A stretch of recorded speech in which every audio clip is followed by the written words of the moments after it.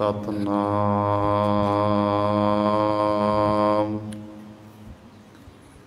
श्री वाहिगुरु साहिब जी।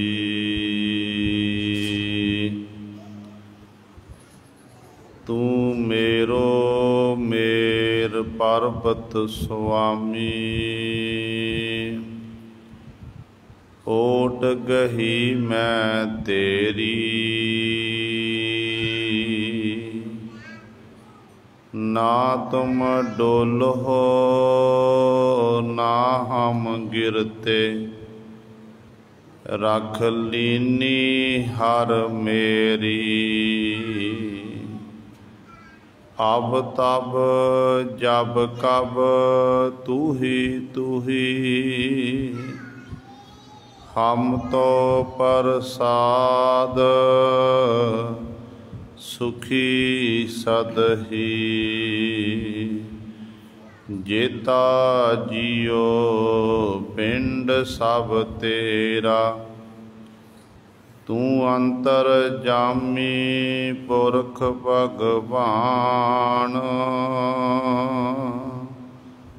दासन दास कह जन नानक, जेहा तू कराए तेहा हों करी वखियान। दासन दास कह जन नानक, जेहा तू कराए तेहा हों करी वखियान। बाणी गुरु गुरु है बाणी, विच बाणी अमृत सारे। गुर बाणी कहै सेवक जन मानै, परतख गुरु निस्तारे। सो कहो टल गुर सेविया, अहनिस सहज सुभाए। दर्शन परसै गुरु कै, जन्म मरण दुख जाए। होवै सिफत खसामदी, नूर अरसो कुरसो झटिया। तुद डिठे सच्चे पातशाह, जल जन्म जन्म दी कटिया। सज्जन सच्चा पातशाह, सिर साहांदै साहो। जिस पास बैठिया सोहिया, सबना दा बेसाहो। सतनाम।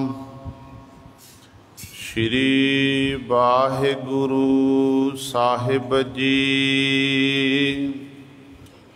सो चेते जिस आप चेताए, गुर कै शब्द वसै मन आए। आपे वेखै आपे बूझै, आपै आप समाएंदा। सो चेते जिस आप चेताए, गुर कै शब्द वसै मन आए। आपे वेखै आपे बूझै, आपै आप समाएंदा। जिन मन विच वथ पाई सोई जाणै, गुर कै शब्दे आप पछाणै। आप पछाणै सोई जन निर्मल। बाणी शब्द सुनाएंदा एह काया पवित है शरीर। गुर शब्दी चेतै गुणी गहीर। अन दिन गुण गावै रंग राता। गुण कह गुणी समाएंदा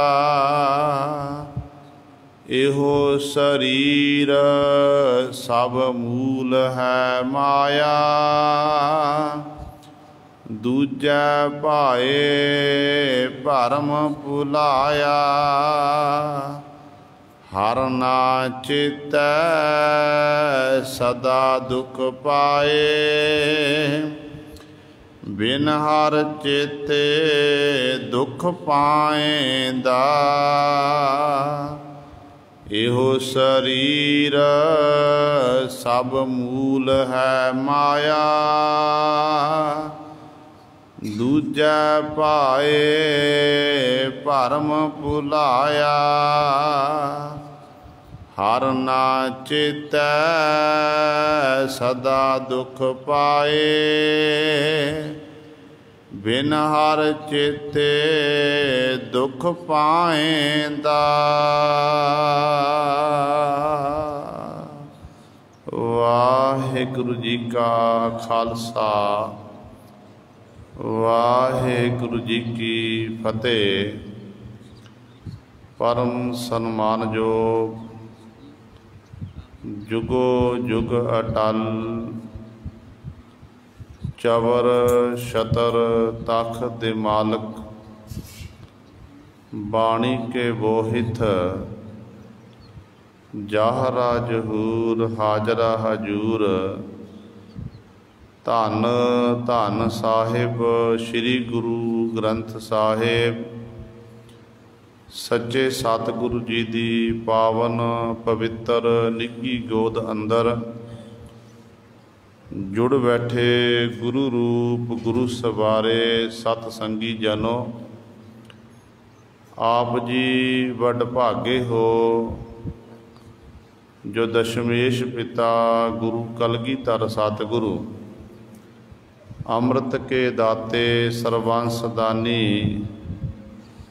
साहिब कमाल। धन धन साहिब श्री गुरु गोबिंद सिंह महाराज जी की चरण छो धरती। महान पवित्र अस्थान गुरुद्वारा मंजी साहिब आलमगीर विखे अमृत बेले तो हाजरियां भर के सतसंगत करके सतगुरु महाराज जी दियाँ खुशियाँ प्राप्त कर रहे हो। आप जी ने हुणे ही सत्कार जो गुरु घर दे कीर्तनियां पासों श्री आसा जी की बार दे कीर्तन श्रवण कीते हैं। सो आओ गुरु सवारियो समा है जो चल रही लड़ीवार गुरबाणी दी कथा। मारू राग दे विचों मारू सोलहे बाणी। धन धन साहिब श्री गुरु अमरदास पातशाह दे पावन शब्दां दी विचार चल रही है। कल वाली विचार दे विच 8 बंदां तक आप जी ने विचार श्रवण कीती सी 1065 अंक ते। अज सतगुरु महाराज जी अगे साडे उत्ते बख्शिश कर रहे हैं। जिथे आपां ने लड़ीवार गुरबाणी दी कथा विचार श्रवण करनी है उत्थे अज 6वें पातशाह मीरी पीरी दे मालक बड़ जोधा बहु परोपकारी सतगुरु जी का अज ज्योति जो समाउण दा दिवस दिहाड़ा भी है। सो गुरबाणी दी विचार दे नाल नाल आपां गुरु हरगोबिंद साहब महाराज का जो जीवन है सतगुरु सानू अपने जीवन के राही किहड़ा किहड़ा उपदेश दे के गए ने वो भी आपां विचार श्रवण करनी है। सो आओ अपनियां मन बिरतियां एकागर करिए, ध्यान गुरु चरणां नाल जोड़िए ते गुरु महाराज जी दे पावन उपदेश नूं हिरदियां विच वसा के अपना जीवन सफला करिए। करो सहारे अपनी रसना पवित्र ते उचारण करो जी सतनाम श्री वाहिगुरु साहिब जी। सो चेते जिस आप चेताए, गुर कै शब्द वसै मन आए। धन धन साहिब श्री गुरु अमरदास पातशाह महाराज, जिन्हां दे चरणां दे विच जगियासू सिख संगतां सवाल करदियां ने ते सतगुरु महाराज उन्हां दे सवालां दा उत्तर दिंदे हन। पातशाह जी नूं सवाल कीता गया कि पातशाह जी, आप जी ने ये हुक्म किया कि मनुखा देही प्राप्त हुई है, इस मनुखा देही दे विच उस परिपूर्ण परमात्मा वाहिगुरू नूं चेते करना चाहिए, उहदा सिमरन करना चाहिए है। ते सतगुरु जी किरपा करके दसो कि किहड़े किहड़े उस मालक नूं चेते करते हैं। ते गुरु पातशाह जी फिर उत्तर दिंदे ने, कहते सो चेते जिस आप चेताए। भाई उही उस मालक नूं चेते करदा, उही मालक दा सिमरन करदा है जिहदे उत्ते मालक आप बख्शिश करता है। जिन्हों आप चेते कराउंदा ना, उही उस मालक दा सिमरन कर सकदा है। आसा दी वार आपां पढ़दे हां। आसा की वार दे विच गुरु पातशाह ने सानू समझाना कीता। कहंदे ने देखो परमात्मा दी कैसी खेड है। वाहिगुरू ने मनुख पैदा किया, पशु पैदा किए, पंछी पैदा किए, कीड़े मकोड़े पैदा किए, 84 लाख जूना पैदा कर दित्तियां। एडा बड़ा उस मालक दा परमात्मा दा परिवार है। वखरियां वखरियां जूना बना के ते की परिपूर्ण परमात्मा नूं ये चेते रह जाता कि फलानी जून मैं पैदा की, आ जीव नूं फलाने समय बनाना कीता है। जिवें एक मनुख कोई अपना साजो समान तैयार करदा, वो बाजार दे विच जाके उस साजो समान नूं बेचदा है ते हौली हौली उन्होंने अपनी बनाई हुई वस्तु भुल जाती है कि ये मैं बनाई हुई है। घुमियार ने घड़ा तैयार किया, बाजार विच बेचण चलिया गया, वो खरीदण वाला खरीद के लै गया ते घुमियार नूं अपने बनाए हुए घड़े की पहचान भुल जाती है। कि परमात्मा नूं सब कुछ चेते है। जदों आसा दी वार पढ़ते हैं तो आसा दी वार दे विच गुरु पातशाह ने मोहर ला दी। कहते ने चित्तै अंदर सब को वेख नदरी हेठ चलाएंदा।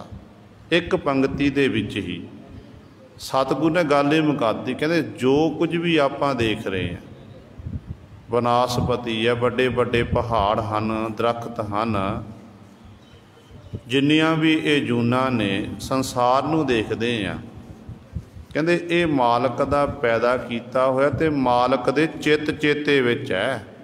मालक भुलदा नहीं है। आपां मालक नूं भुल जांदे आ ते वाहिगुरू पर सानू नहीं भुलदा गुरु सवार। साडे कल्ले कल्ले कीते हुए कर्मां दा जो लेखा जोखा वो मालक दे दर ते लिखिया होया है। इस करके वो वाहिगुरू एडा वड्डा है, वो आप ही जिहदे उत्ते बख्शिश करदा, उस ओ मालक प्रभु दा सिमरन करदा है। ते सतगुरु कहंदे ने सो चेते, वो चेते करदा, समान वो याद करदा मालक नूं जिस आप चिताए, जिन्हों मालक वाहिगुरू आप कृपा करके चिताए चेते करांदा है। ते गुर कै शब्द बसै मन आए।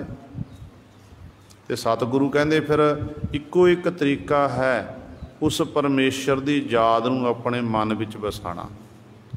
वो तरीका किहड़ा? गुरु का शब्द। ज्यों ज्यों शब्द का अभ्यास करते जावांगे त्यों त्यों साडी गुरु नाल नेड़ता बनती जाएगी। जो गुरु नाल नेड़ता बन गई तो हौली हौली फिर ऐसी बख्शिश होवेगी कि आपां परमेश्वर नूं सारियां थावां ते महसूस करांगे। हुण कोई परमेश्वर जिहड़ी है ये देखण वाली वस्तु नहीं है।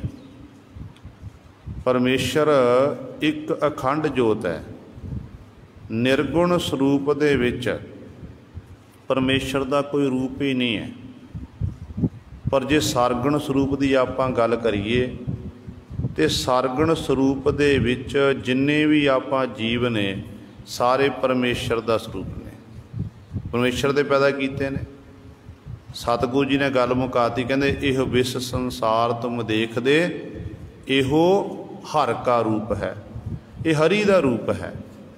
उस हरि परमात्मा का पैदा किया तो हरि का ही ये सरगुण स्वरूप है। तो निर्गुण स्वरूप विच उस मालक का कोई स्वरूप नहीं है। ताइयों गुरु कलगीधर पातशाह ने वचन कर दिते, कहते ने ना रागे ना रंगे ना रूपे ना रेखे अकर्मं अपरमं अगंजे अलेखे। वो परमात्मा तो इहो जिहा है जिहदा कोई आप समाएंदा। हुण आपां संसार नूं देख रहे हैं, नेत्रां दे राहीं देख रहे हैं, पर सतगुरु जी कहते वो परमेश्वर आपे वेखै। आप जिन्नियां भी 84 लाख जूना ने मनुख नूं तां पातशाह ने आखदा कि इस धरती में तेरी सिकदारी मनुख नूं सरदार बना दिता, पर है वो परमात्मा सारियां दे विच समाया होया। कई बारी मनुख जदों परमेश्वर की भजन बंदगी करदा ना तो भजन बंदगी करदियां समय रिद्धियां सिद्धियां कोल आउंदियां ने। फिर मनुख दे अंदर मान पैदा हो जाता, हंकार पैदा हो जाता है। तो गुरु पातशाह ने फिर बड़े बड़िया अवमानियां दा हंकारियां दा हंकार तोड़िया है। छेवें पातशाह गुरु हरगोबिंद साहब महाराज के समय के सिख होए बाबा बिधि चंद जी, जिन्होंने सतगुरु पातशाह पासों एक खिताब प्राप्त होया सी, बिधि चंद शीना गुरु का सीना, अपना दिल बनाना कीता सी। बाबा बिधि चंद जी के जीवन की एक अहम घटना आउंदी है। नाम रसीए बाणी पढ़न वाले सिमरन करन वाले कहते ने यूपी के इलाके दे विच बाबा बिधि चंद जी पहुँचे हुए ने। एक दिओनामे नगर आउंदा है। दिओनामे नगर दे विच जदों बाबा बिधि चंद जी एक इमली दे दरख्त थल्ले बैठे ते गुरु सवारे वो सुक्की हुई सी, चरण पैण दे नाल कहंदे ने वो इमली हरी भरी हो गई। इमली हरी भरी हुई है तो लोग गुरु का सिख जान के बाबा बिधि चंद जी का बड़ा सत्कार करन लगे। लोग इकट्ठे हो गए तो बाबा बिधि चंद ने उस समय सारी लुकाई नूं उपदेश देना कीता कि भाई मेरे को कुछ भी नहीं है, जो कुछ भी अज मैनू प्राप्त होया है मेरे गुरु ने मेरे उत्ते बख्शिश की है। जेकर तुसीं कुछ प्राप्त करना चाहते हो, अपना भला चाहते हो तो गुरु वाले बनो, गुरु की चरण पौड़ लैके अपने जीवन नूं सफला करो। तो कहते ने इस प्रकार बाबा बिधि चंद जी ने वचन किए, संगतां बड़ा सत्कार देन लगियां। उत्थे ही एक फकीर सी जिहदा नाम इतिहासकारां ने सुंदर शाह करके लिखना कीता है। इस सुंदर शाह नामे फकीर जिहदे कोल रिद्धियां सिद्धियां ने, नगर दे विच इहदा बड़ा सत्कार है। लोग इहदी पूजा करदे ने, मत्था टेकदे ने। किसी दी मझ सूवे दुध पहला सुंदर शाह नूं जाके चढ़ाना। फसल जदों पैदा हुई है तो फसल मंडी विच बाद विच बेचणी, पहला हिस्सा सुंदर शाह नूं कढ़िया जाना। जदों इन्हां देखिया कि बाबा बिधि चंद जी ये सिख आया गुरु का, इहदा लोग बड़े सत्कार करन लग पे ने किते ये ना होवे मेरी जिहड़ी पूजा है, मेरा मान सन्मान है, सत्कार है, वो संगत विच घट ना जावे। इस करके भला इहदे विच ही है कि इस विधि चंद नूं इत्थों तोरिया जावे। कहंदे ने उदों ये सुंदर शाह ने अपनी रिद्धियां सिद्धियां दे बल दे राहीं शेर दी सवारी कीती। शेर उत्ते बैठ के जिथे बाबा विधि चंद जी बैठे ने, नाल गुरु संगतां बैठियां होईयां ने, उधरले पासे नूं आ रहा है। जदों शेर दी आवाज़ सुनी गर्जन दी, ते उदों जिन्ने भी संगतां कोल बैठियां सन सारियां नूं भाजड़ा पै गईयां, अपने अपने घरां विच जाके उत्थों वड़ गए। इधर कहंदे ने बाबा विधि चंद जी इस तरह अडोल बैठे रहे। सुंदर शाह वल देखिया कि इहदे अंदर ईरखा पैदा हुई है, ये अहंकारी बनिया फिरदा है। ते कहंदे जदों कोल आया ते बाबा विधि चंद ने शेर वल तकिया, सुंदर शाह वल तकिया, ते ऐसी कला वरती गुरु दी, कहंदे ने जिहड़ा शेर सी उत्थे ही जड़ हो गया। जड़ हो गया, पत्थर बन गए। पत्थर दी मूर्ति हुंदी ना, इस तरह शेर दा शरीर हो गया। ते सुंदर शाह ने देखिया कि ये तो मेरे नाल वध शक्ति वाला, मैं इहदा की बिगाड़ सकदा हाँ। ते सुंदर शाह ने कहंदे बाबा विधि चंद दे चरणां च मत्था टेकिया, ते बाबा विधि चंद ने हाथ पकड़े, कहण लगे मेरे चरणां च मत्था टेकण दा कोई फायदा नहीं। उस परमेश्वर दी तू आराधना करदा, उस वाहिगुरू दा सिमरन कर, मेरे गुरु दे चरणां मत्था टेकना कर। जिहड़ा तेरे अंदर ये रिद्धियां सिद्धियां तैनूं प्राप्त होईयां ने, ये अहंकार है तेरा, अपने अहंकार नूं त्यागना कर। ते सुंदर शाह कहण लग्या नहीं, मेरा भला करना करो, ते मेरा भला करना करो। मैं बड़े इस तरह ईरखा वस हो के मैं बड़े बड़े गलत काम कीते ने, तो दुनिया दे विच मैनूं मान सन्मान मिलिया है। पर गल ये है कि मेरे अंदर हाले भी हंकार बोलदा, ते किरपा करके मेरा भला करना करो, मैनूं मुक्त करना करो। ते अगों बाबा विधि चंद जी ने बचन कीते, कहण लगे सुंदर शाह फिकर ना कर, तेरा ते मेरा असीं इकट्ठियां ने शरीर त्यागना है। जो समा आवेगा मैं अपने आप इस स्थान ते आके पहुँच जावांगा, ते अपने पंच भूतक शरीर नूं तेरे नाल ही त्यागांगा। ते गुरु सर इतिहासकार लिखते हैं, कहते ने जदों अंतिम समा बाबा विधि चंद जी का आया सी, ते सतगुर तो आग्या प्राप्त करके उस थां ते जाके पहुँचे। ते बाबा विधि चंद ने गुरु गुरु जपदियां सुंदर शाह नूं कोल बिठाया। इस तरह दोनों गुरु गुरु जपदियां होया अपने पंच भूतक शरीर नूं त्याग दिता सी। सो कहण दा भाव है कई वारी जदों मनुख बंदगी करदा है, मनुख रिद्धियां सिद्धियां आउंदियां ने, रिद्धियां सिद्धियां आउण दे नाल मनुख दे अंदर मान भी आ जांदा, जिवें सुंदर शाह जैसी हालत हो जाती है। तो कईयां दे उत्ते एड्डी वड्डी बख्शिश हुंदी है, जिन्हां कोल रिद्धियां सिद्धियां इत्यादक दर ते खलोतियां हुंदियां ने, पर इस्तेमाल नहीं करते। वो प्रभु की रजा विच अपने गुरु के भाणे विच रह के अपने जीवन नूं बतीत करते हैं।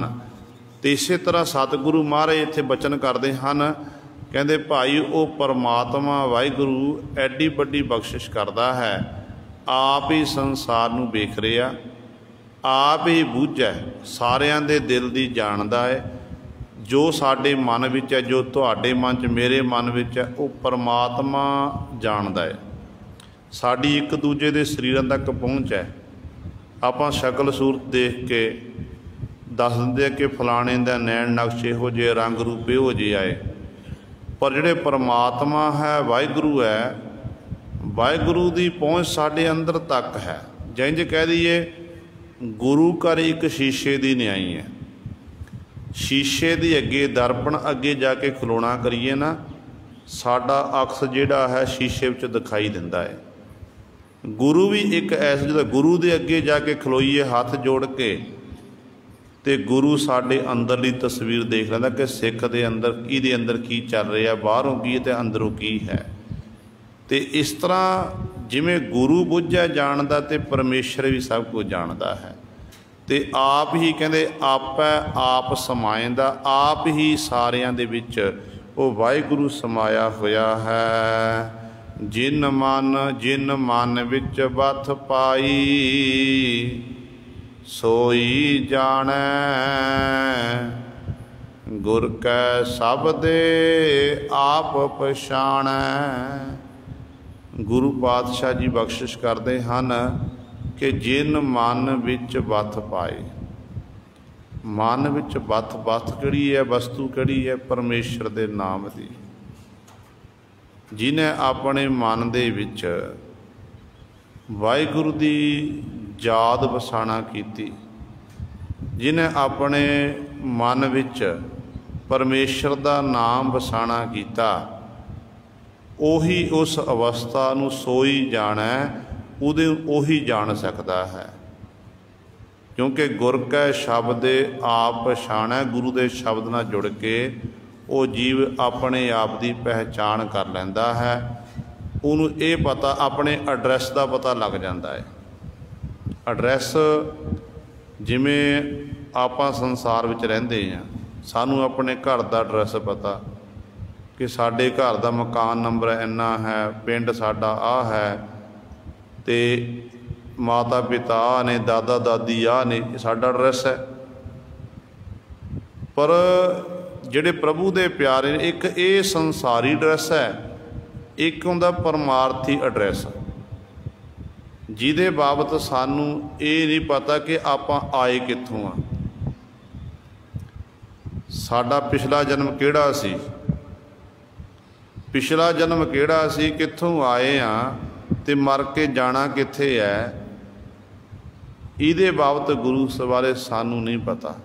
हाँ, जिहड़े आत्म अभ्यासी हुंदे ने ना, जो नाम बाणी का अभ्यास करते हैं, नाम बाणी का अभ्यास करन दे नाल उन्हां दी जिहड़ियां अंदरलियां अंतड़ियां ने वो खुल जांदियां ने, जिहदे राही फिर उन्हां नूं ये अनुभव प्राप्त हुंदा ते अपने पिछले जन्मां दी भी सोझी हुंदी है, ते अगलेरा जिहड़ा जन्म हुंदा उहदे बाद ही पता लग जाता कि असीं फलानी थां ते जन्म लैना है। तो इस प्रकार फिर वो दस दिंदे ने कि ये भाई साडा असल एड्रैस की है। जिहड़े गुरमुख जनों पुछिए कि भाई तुहाडा तुसीं पहलां कित्थे सी, ते वो कहंदे ने कि उस परमेश्वर विचों पैदा होए ते परमेश्वर दे विच जाके समाया, असल घर साडा उही है। तो इस प्रकार गुर कै शब्द आप पछाणै, गुरु के शब्द नाल जुड़ के वो जीव फिर अपने आप की पहचान कर लैंदे हन। आप पछाणै सोई जन निर्मल, बाणी शब्द सुनाएंदा। जिहड़े अपने आप की पहचान करते हैं, वो जन प्यारे फिर निर्मल हो शुद्ध हो जाते हैं, क्योंकि बाणी शब्द सुनाएंदा अपने कन्नां दे नाल गुरु सवारे हर समय वो सतगुर की बाणी नूं मुख राही पढ़ते हैं, कन्नां दे राही सुनते हैं, बाणी नूं दुनिया लोकाई नूं सुणाउंदे हैं। इस तरह ही अपने जीवन नूं वो बतीत करते हैं। छेवें पातशाह गुरु हरगोबिंद साहब महाराज, जिन्हां दा अज ज्योति जो समान का दिवस दिहाड़ा है, जो सतगुरु महाराज का आप जीवन पढ़ते हैं, बचपन तो लैके जवानी तक गुरु हरगोबिंद साहब महाराज ने बहुत सारिया मुश्किलों का सामना करना किया। जेकर गुरु की बडाली वेखे, पातशाह जी का प्रकाश हुंदा, तो उस समय आप जी सारे इतिहास तो भली भात जाणू हो कि बचपन दे विच ही सतगुरु नूं मारन दीयां कोशिशां कीतीआं गईआं। प्रिथी चंद वल्लों जिन्हें ईर्खा की कि मेरा पुत्र मेहरबान गुरु बने, मैं गुरता गद्दी तो खाली रहे, कोई गल नहीं, मेरा पुत्र गुरु बन जाएगा, साडे शरीकां दे घर कोई बच्चा नहीं होवेगा, उतरे संसार तो जाणगे। तो माता गंगा जी नूं जदों पता लग्या, माता गंगा जी ने सतगुर के चरणों च बेनती की, तो बाबा बुढ़ा साहब जी संगत करके बाबा बुढ़ा साहब जी पासों वर प्राप्त करके छेवें पातशाह महाराज का फिर प्रकाश होया 1595 दे विच। ते गुरु सवारियो जो सतगुरु महाराज प्रकाश होया, तो ये इतिहास दसदा कि बचपन दे विच ही सतगुरां नूं असह तसीहे देण दी कोशिश की गई। कदे प्रिथी चंद ने दाई नूं भेजना कीता जहर दे के कि जहर दे खत्म कर, दाई आप खत्म हो गई। कदे उस सपेरे नूं भेजना कीता ताकि सतगुरु जी नूं खत्म किया जाए, पर सपेरे नूं सप नूं सतगुरु आप मारना कीता। होर अनेकां प्रकार दीयां घटनावां ने। हर समय सतगुरु महाराज जिहड़े सन उन्हां दा बचाव हुंदा गया। आपां जोतीजो समण वल आना करिए। छेवें पातशाह महाराज ने अपने जीवन काल दे विच 4 जंग लड़ना कीते। पहला जंग ਅੰਮ੍ਰਿਤਸਰ ਸਾਹਿਬ ਦੀ ਧਰਤੀ ਤੇ ਜਿੱਥੇ ਗੁਰਦੁਆਰਾ ਲੋਹਗੜ੍ਹ ਸਾਹਿਬ ਬਣਿਆ ਹੋਇਆ ਹੈ ਉਸ ਸਥਾਨ ਤੇ। ਦੂਸਰਾ ਜੰਗ ਗੁਰੂਸਰ ਮਹਾਰਾਜ ਹਰਗੋਬਿੰਦਪੁਰੇ ਦਾ ਤੇ ਚੌਥਾ ਜੰਗ ਗੁਰੂਸਰ ਕਰਤਾਰਪੁਰ ਸਾਹਿਬ ਦਾ। ਇਹ 4 ਜੰਗ ਪਾਤਸ਼ਾਹ ਮਹਾਰਾਜ ਨੇ ਆਪਣੇ ਜੀਵਨ ਕਾਲ 'ਚ ਲੜੀਆਂ ਤੇ 4 ਜੰਗਾਂ ਵਿੱਚ ਵੱਡੀ ਜਿੱਤ ਪ੍ਰਾਪਤ ਕੀਤੀ। इत्थों तक पातशाह ने सब तो वड्डी दात सानू मीरी पीरी का सिद्धांत देना किया। जदों छेवें पातशाह महाराज दे धन गुरु अर्जन देव महाराज की खबर सुनी कि सतगुरु महाराज शहीद कर दिते गए ने, शहीद हो गए ने, तो पिता गुरु के हुक्म मुताबक सतगुरु जी नूं गुरता गद्दी उत्ते बिठाया गया तो मीरी पीरी दियां 2 तलवारां पातशाह ने बहनना कीतियां। श्री अकाल तख्त साहिब की सजना की। तो इस प्रकार गुरु सवारियो तो इत्थे ही अमृतसर साहिब की धरती ते सतगुरु जी का जिहड़ा कुटुंब सी परिवार वधिया फुलिया। सतगुर दे 5 साहिबजादे बाबा गुरदित्ता जी, बाबा सूरजमल जी, बाबा अणी राय जी, बाबा अटल जी, श्री गुरु तेग बहादुर साहब महाराज, इसे प्रकार गुरु सवारियो एक सूतरी बीबी पीरो जी। सतगुरां दे 3 महल सी जिन्हां विचों माता दमोदरी जी, माता नानकी जी, माता मरवाही जी, ये सतगुर दा परिवार।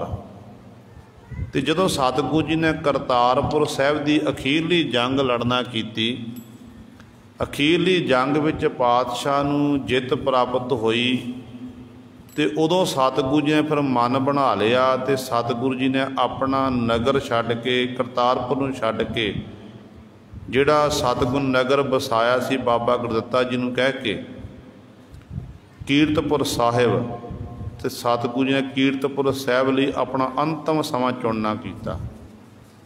कीरतपुर साहिब की धरती ते जाके पातशाह ने डेरे लाए। इत्थे समा लंघदा गया।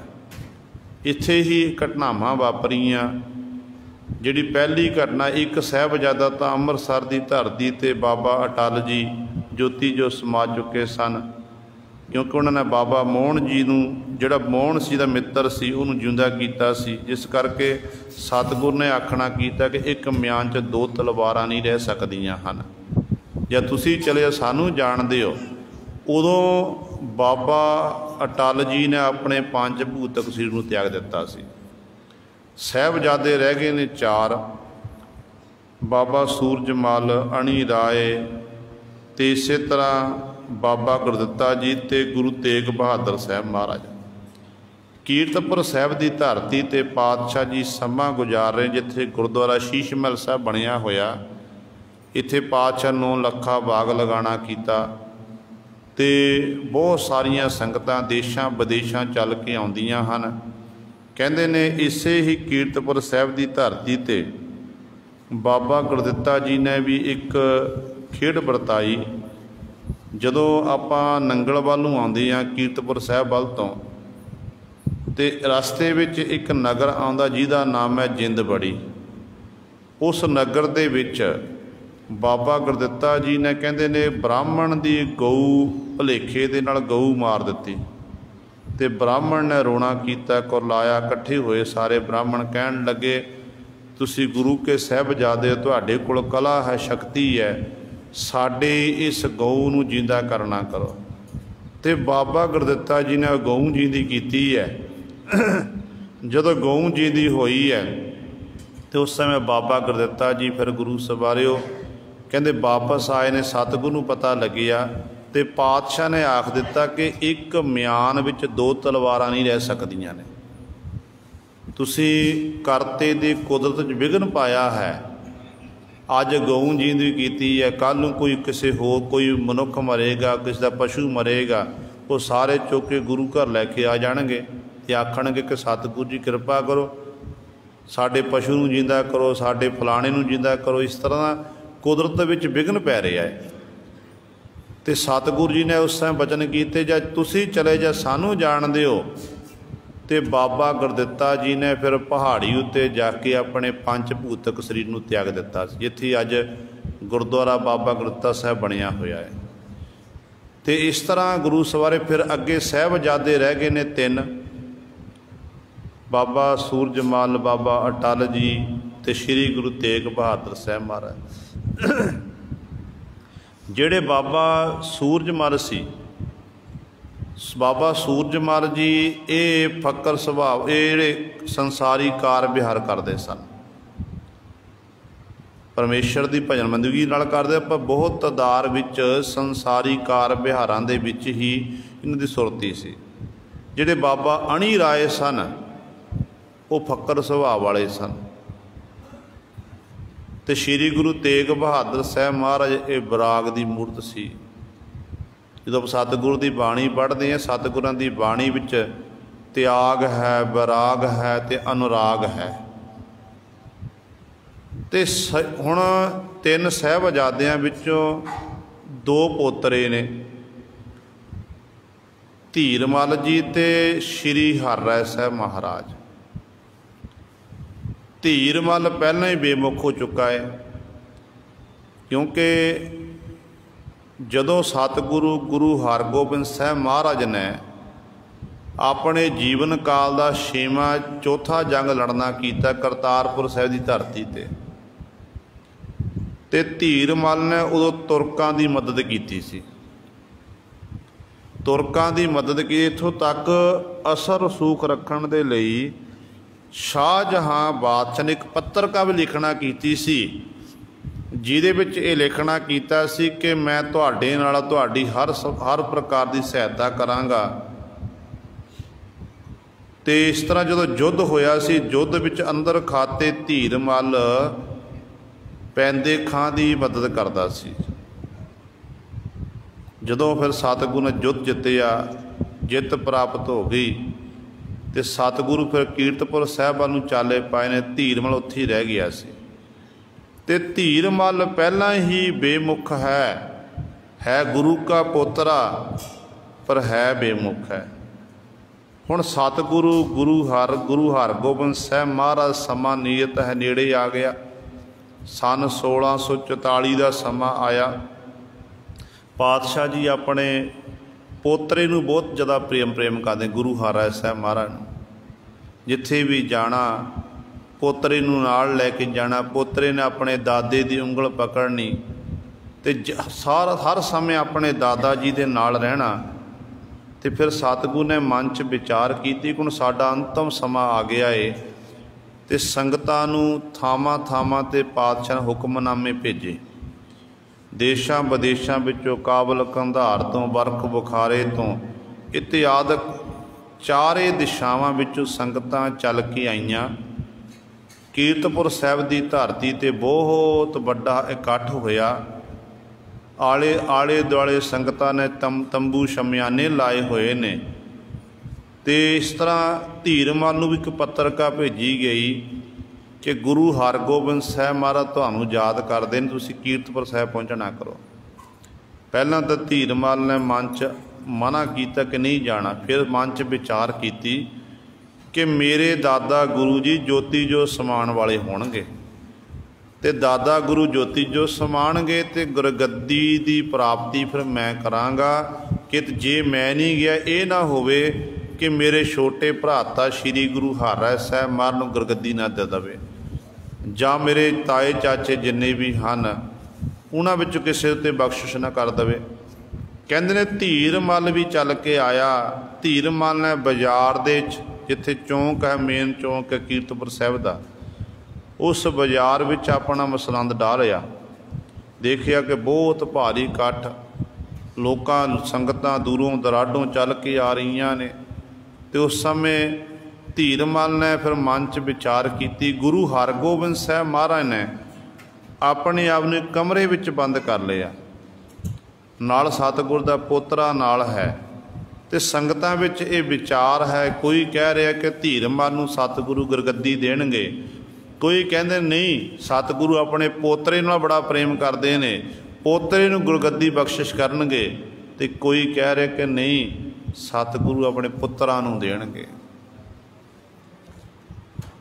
जो सतगुरु ने अपने आप नूं कमरे विच बंद कीता, नाल पोतरा नाल है, इधर धीरमल दे मन च विचार आई, लालच पैदा होया कि मना हाले दादा गुरु ने कल नूं दीवाना विच आउणा, दीवान सजाणगे, गद्दी ला के बैठणगे, ते संगतां ने सतगुरु नूं तिल फुल भेटावां अर्पण करनियां ने।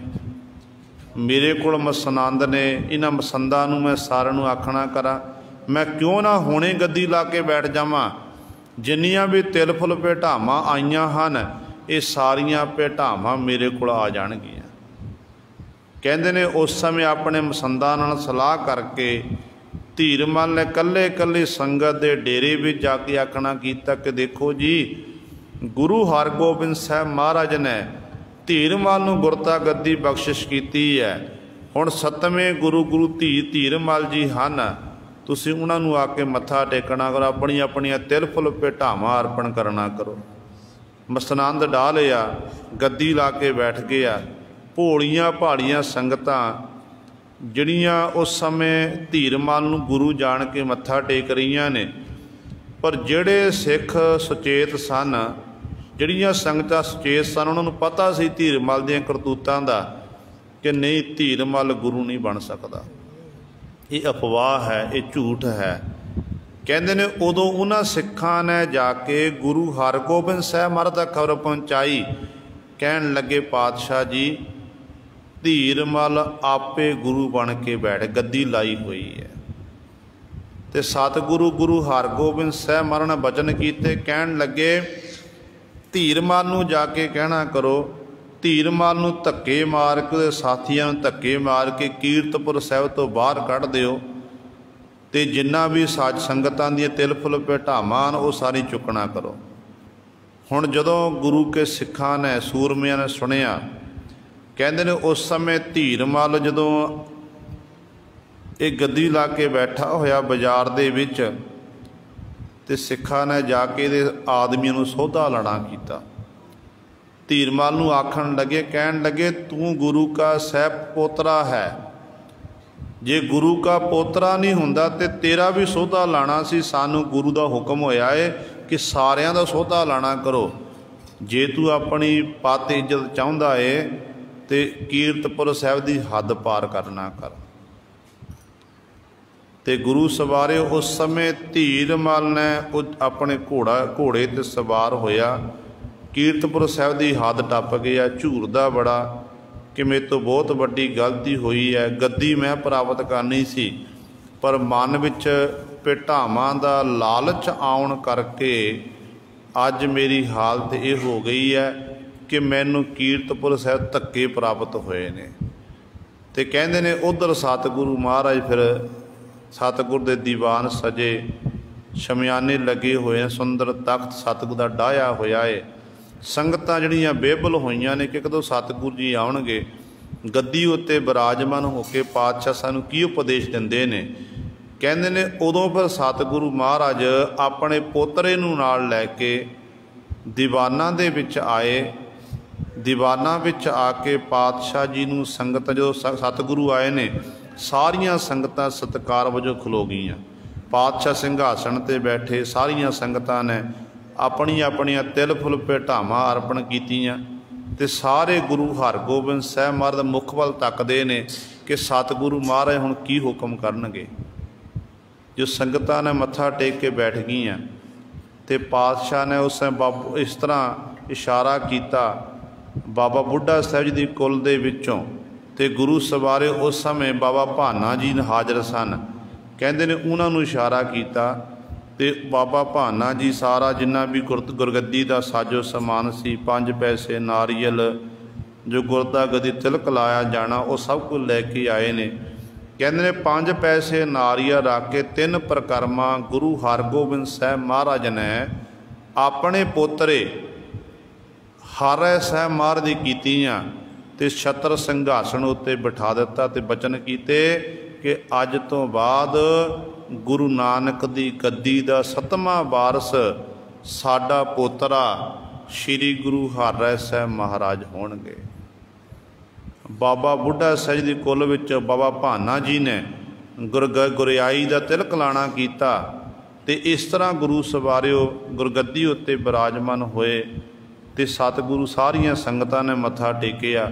ਫਿਰ ਪਾਤਸ਼ਾਹ ਕਹਿਣ ਲੱਗੇ ਹੁਣ ਸਾਡਾ ਅੰਤਮ ਸਮਾਂ ਨੇੜੇ ਹੈ, ਅਸੀਂ ਕੁਝ ਦਿਨਾਂ ਬਾਅਦ ਆਪਣੇ ਪੰਜ ਭੂਤਕ ਸਰੀਰ ਨੂੰ ਤਿਆਗਣਾ ਹੈ।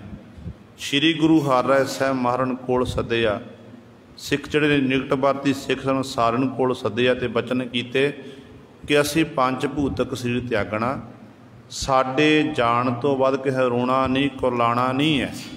ਬਚਨ ਕੀਤੇ ਕਿ ਤੁਸੀਂ ਯੁੱਧ ਨਹੀਂ ਕਰਨਾ, 2200 ਘੋੜ ਸਵਾਰ ਸੂਰਮੇ ਹਰ ਸਮੇਂ ਆਪਣੇ ਨਾਲ ਤਿਆਰ ਬਿਰਤ ਰੱਖਣੇ ਨੇ, ਪਰ ਯੁੱਧ ਨਹੀਂ ਕਰਨਾ ਕਿਸੇ ਨਾਲ।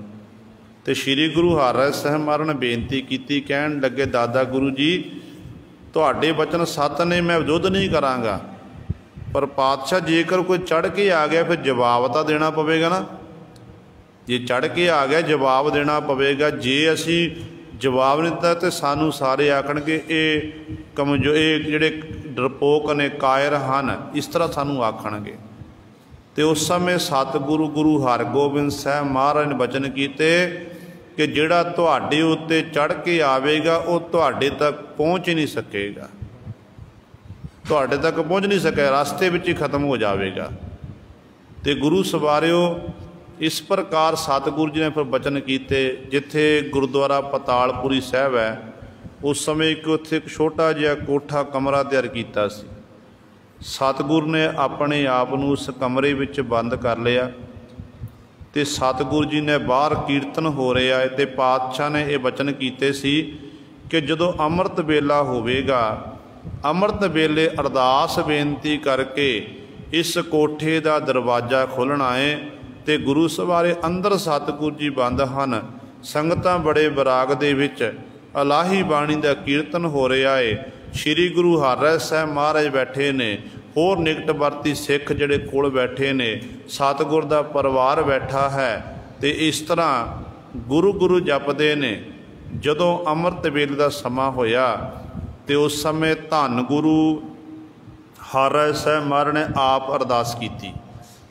ਅਰਦਾਸ ਕੀਤੀ ਹੈ। ਅਰਦਾਸ ਕਰਨ ਉਪਰੰਤ ਜਦੋਂ ਉਸ ਕੋਠੇ ਦਾ ਦਰਵਾਜ਼ਾ ਖੋਲ੍ਹਿਆ ਤੇ ਕੀ ਦੇਖਦੇ ਨੇ ਕਿ ਗੁਰੂ ਹਰਗੋਬਿੰਦ ਸਾਹਿਬ ਮਹਾਰਾਜ ਨੇ ਇੱਕ ਦੀਵਾਰ ਦੇ ਨਾਲ ਆਪਣੇ ਸਰੀਰ ਨੂੰ ਇਸ ਤਰ੍ਹਾਂ ਲਾਇਆ ਹੋਇਆ ਤੇ ਕੇਵਲ ਉੱਥੇ ਪੰਜ ਭੂਤਕ ਸਰੀਰ ਪਿਆ ਹੋਇਆ ਹੈ। ਸਤਿਗੁਰੂ ਜਿਹੜੀ ਜਿੰਦ ਸੀ ਉਹ ਗੁਰੂ ਸੀ, ਜਿਹੜੀ ਆਤਮਾ ਸੀ ਉਹ ਨਿਕਲ ਚੁੱਕੀ ਸੀ। ਸਤਿਗੁਰੂ ਇਸ ਪ੍ਰਕਾਰ ਜੋਤੀ ਜੋ ਸਮਾਏ ਨੇ।